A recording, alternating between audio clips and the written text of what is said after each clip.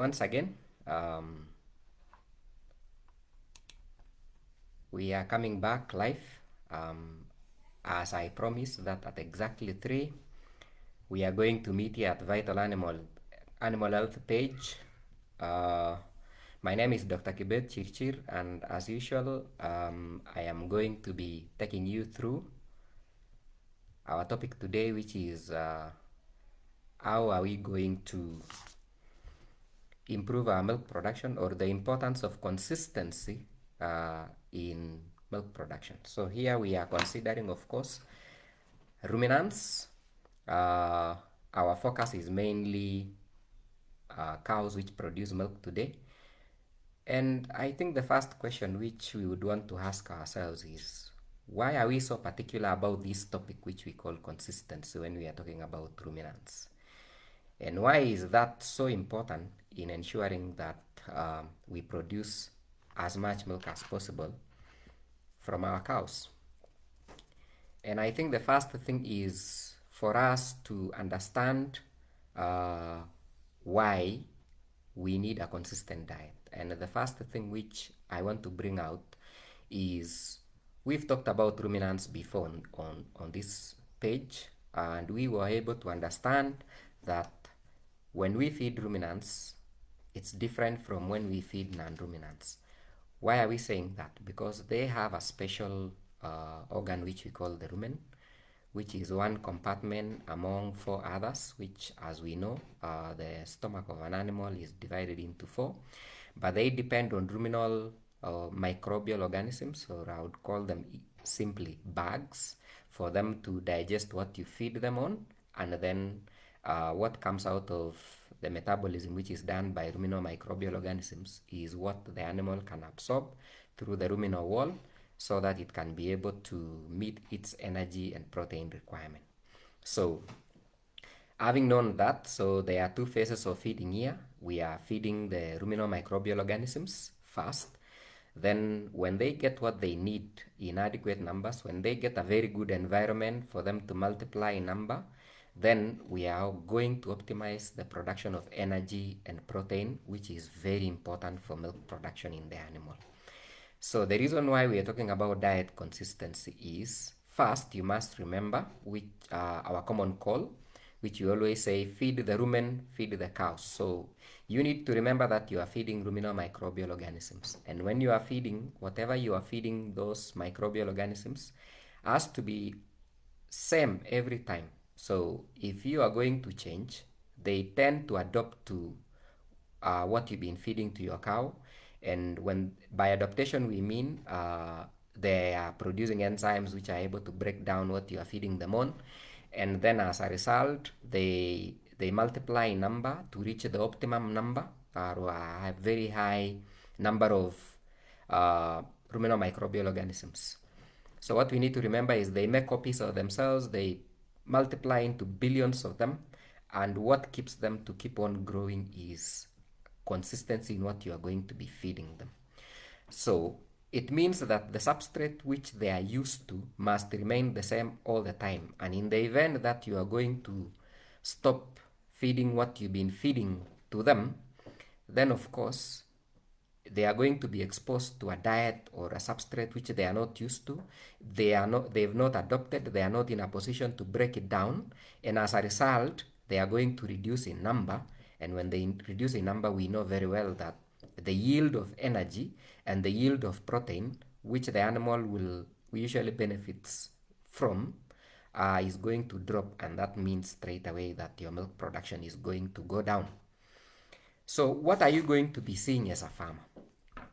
You're going to realize that every time you change what you are feeding to your cows, in a day or 2, your milk is going to drop.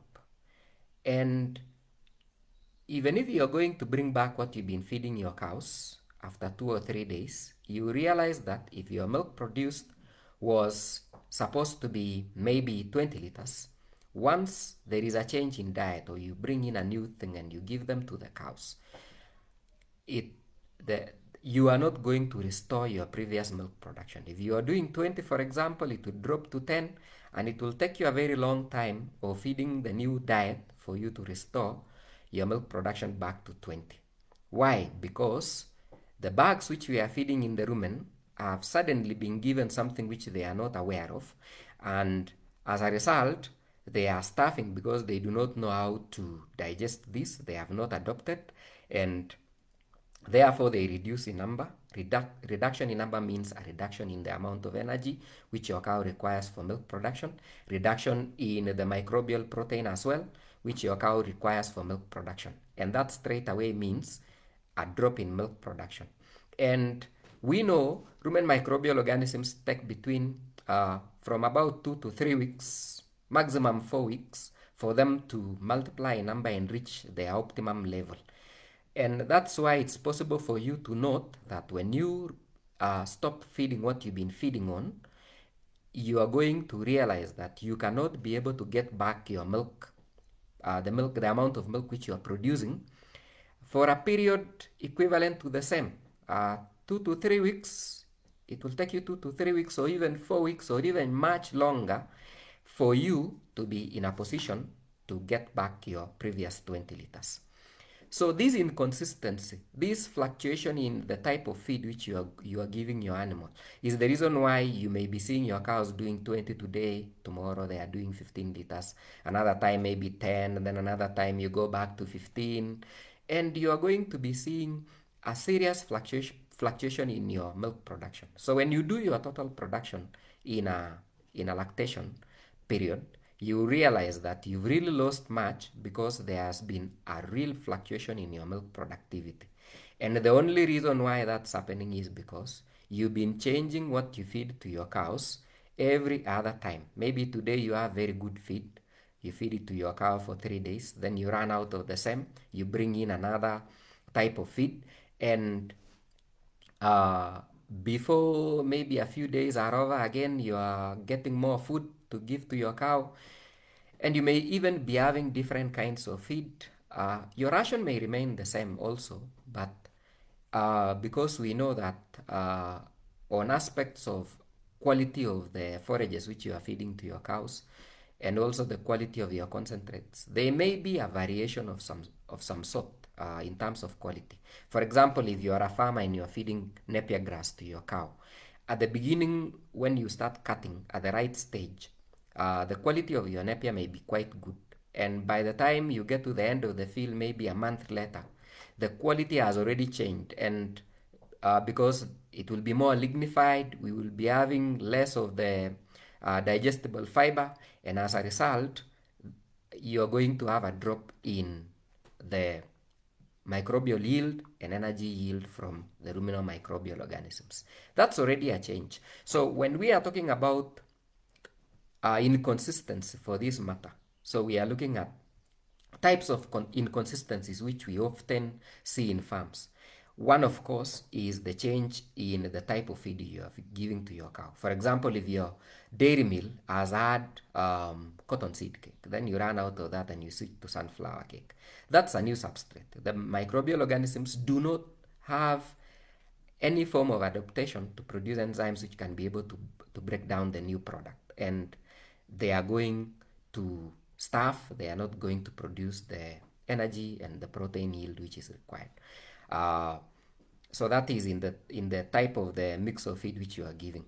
The other inconsistency which you commonly see on cows is on aspects of fodder. Maybe today you have very mature fodder, another time you have good quality fodder, and that straight away is amounting to inconsistency. The digestibility of what you are giving to your cows may not be able to be stabilized.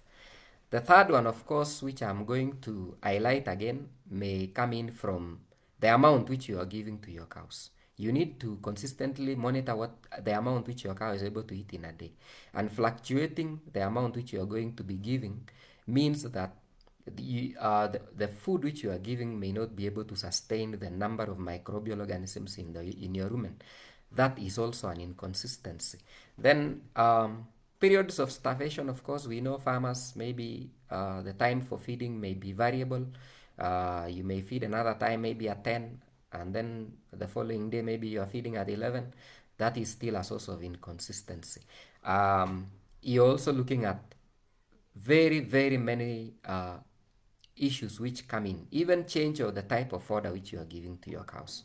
You may be feeding napier grass, then after a few days you are bringing in silage. That is also an inconsistency.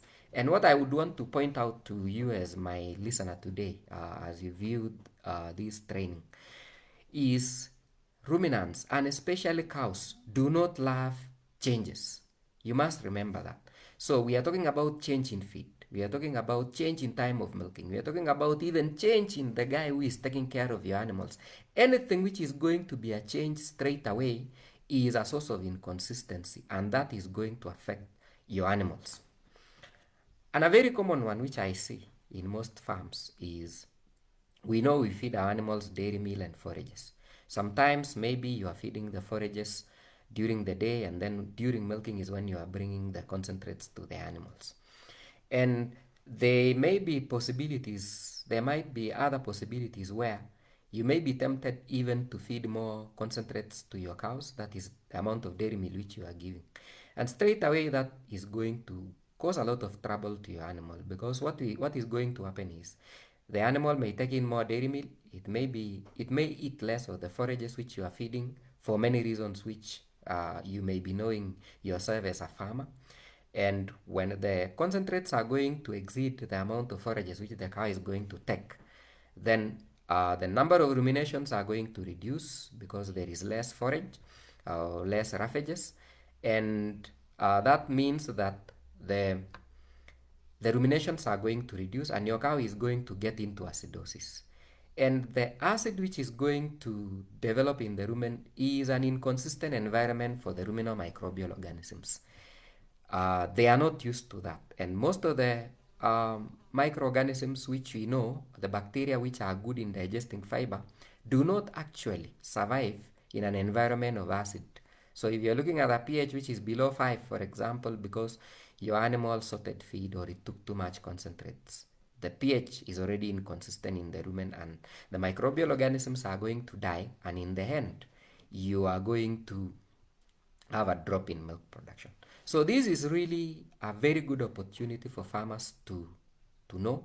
It's a matter which we know that if we are going to fix, definitely our milk production is going to increase significantly. And you need to be consistent even on issues of the water which you are giving to your cows. It needs to test the same every time. It needs to be very clean all the time so that the cows are used to a consistent quality of water. Same with minerals. We would love that you provide your animal with a good quality mineral every time, because you are providing some form of consistency to your animals. And since we know that it is very difficult for you to keep a consistent forage quality in your cow's ration, because we know that we struggle a lot to ensure that we preserve good quality fodder at the same quality as the day when you start cutting. We struggle a lot to maintain the type of dairy meal which you are giving to your cows. Maybe the manufacturer, for example, is putting in some of those components which we've talked about. For example, I said about cottonseed cake being substituted with sunflower cake. Of course, from an analysis point, they may all be the same, but in terms of adaptability of the microbial organisms to digesting the new thing which has been provided, that's already an inconsistency and it's going to affect your production. So even on dairy meal, as I say, you would rather feed your cow maybe the same batch for a long time, because any change, you don't know what has been changed in your dairy meal. But as a farmer, you are more in control about maybe the fodder which you grow yourself. So how can you avail good quality forages which are more digestible, the animal is liking them consistently for a very long time, so that you can be able to see a consistent milk production. And I've already said that if you are not in a position to be in control about the quality of some of these products, then how else can you be able to maintain some form of consistency? And as a company, as Vital Animal Health, I think we've been able to think about that, and we've been trying as much as possible to see what can we provide to our farmers which is consistent in as much as it may be forming a very small portion of the diet, what is there which at least can be able to keep these microbial organisms, uh, which can be able to give them a more consistent source of nutrients?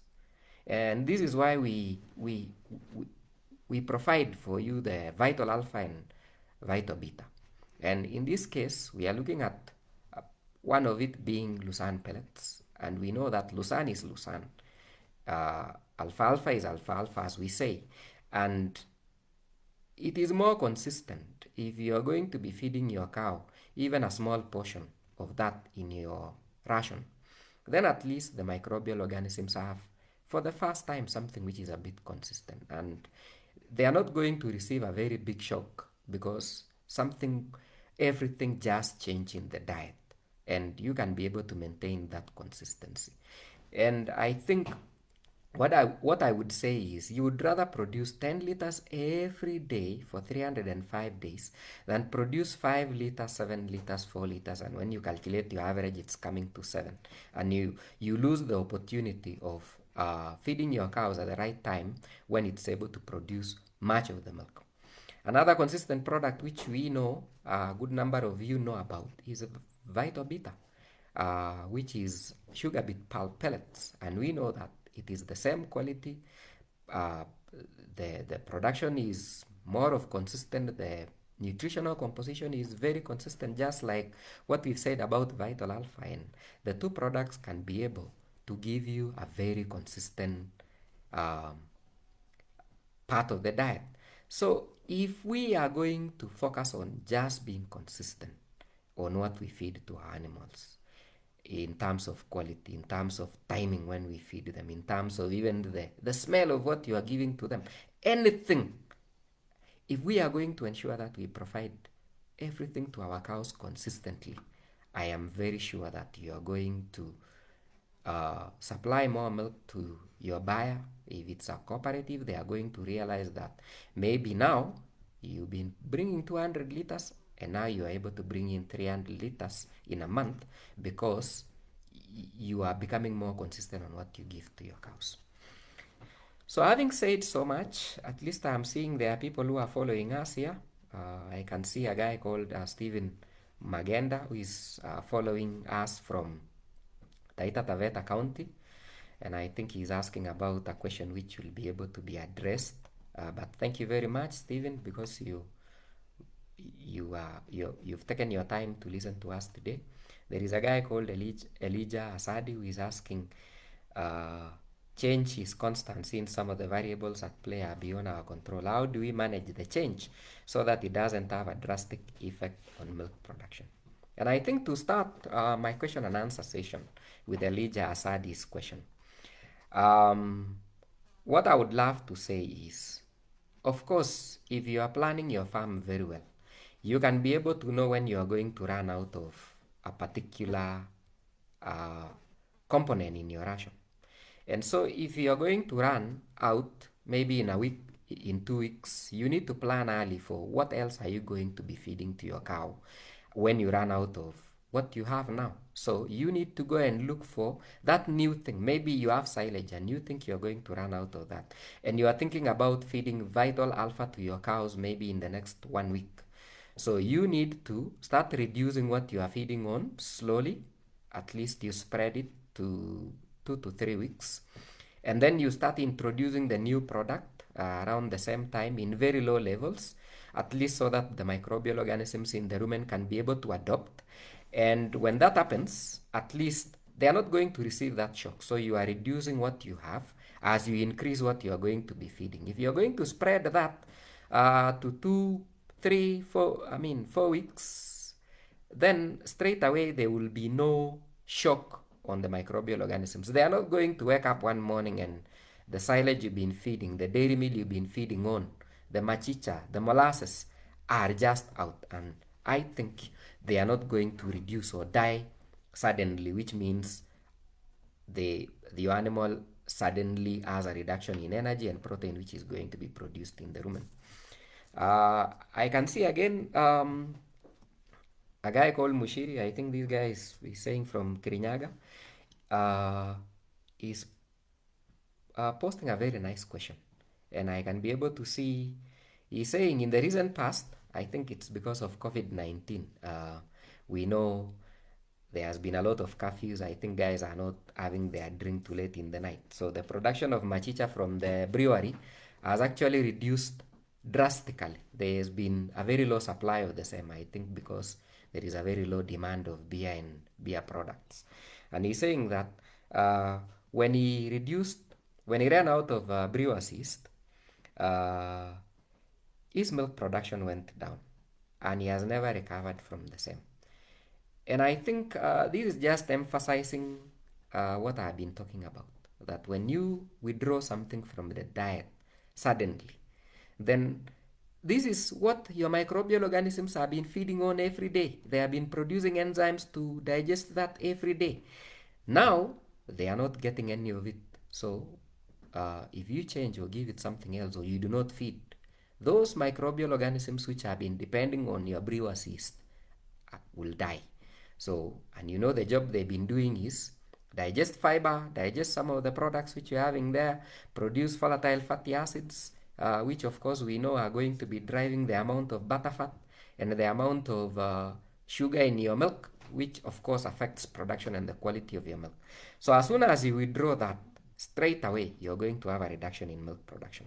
So I'm going to use the same advice which I've given to Elijah Asadi, which I've said that you know you're going to run out of this thing. You've done your budgets quite well. You're already aware that I'm not going to have a consistent supply of this machicha.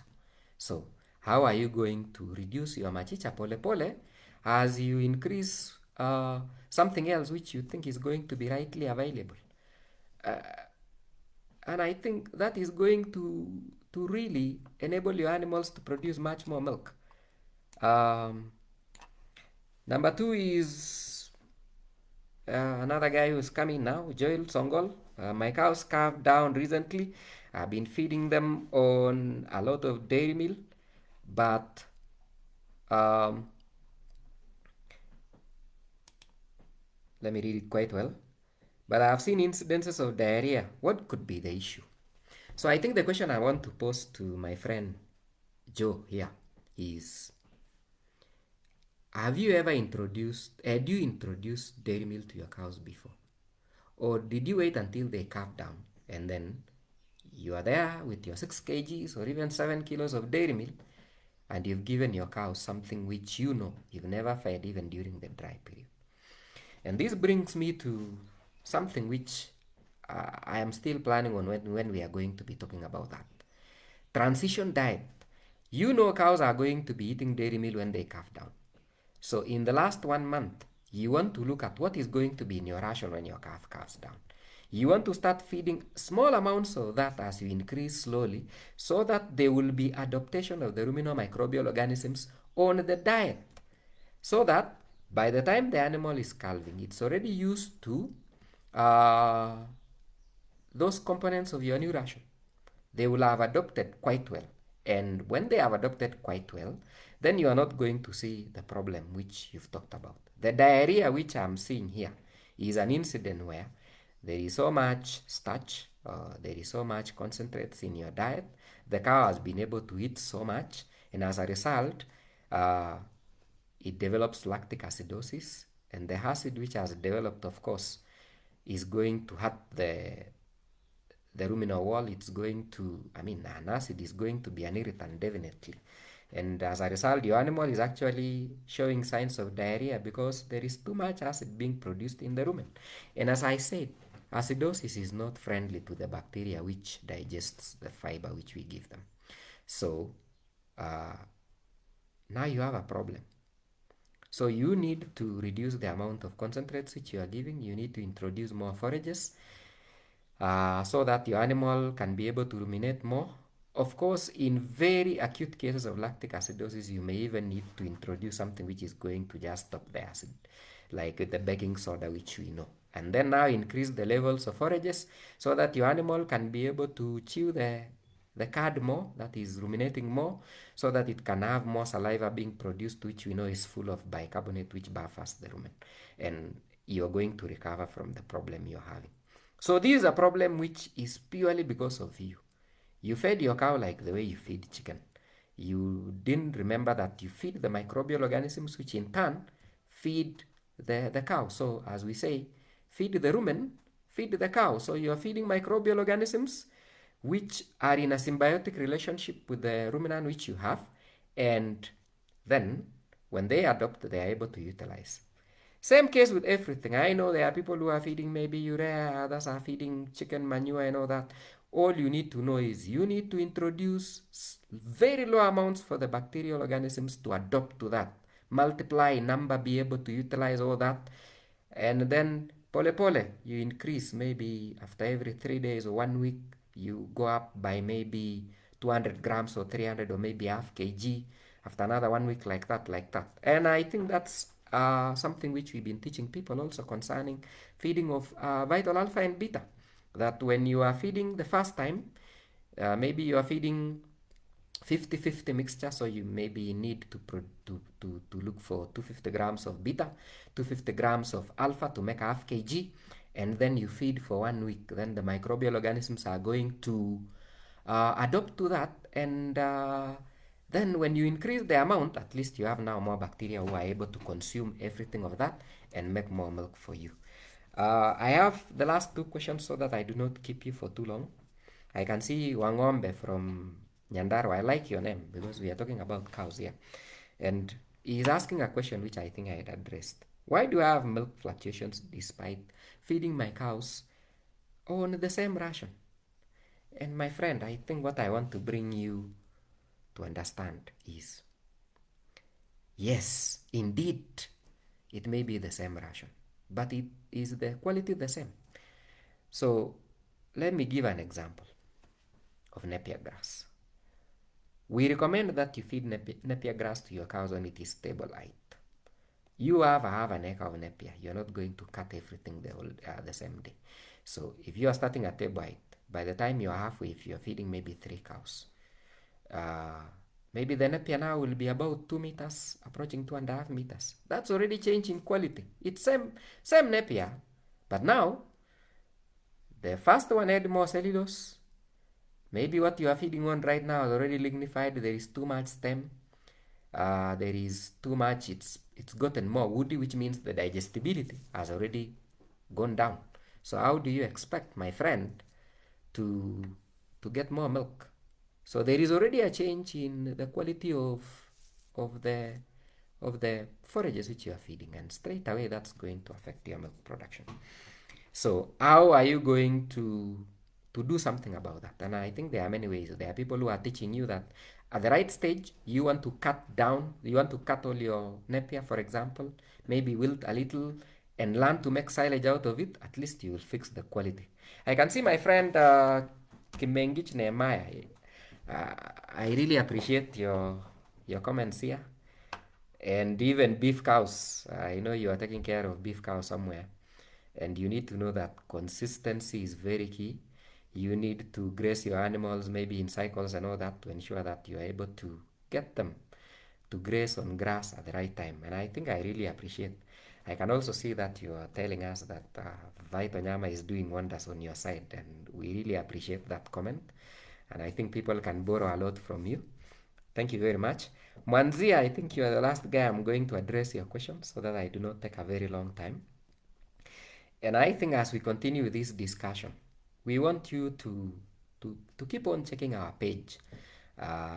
Check our timeline often. Every day, every Monday, we are able to tell you what we'll be talking about on Friday.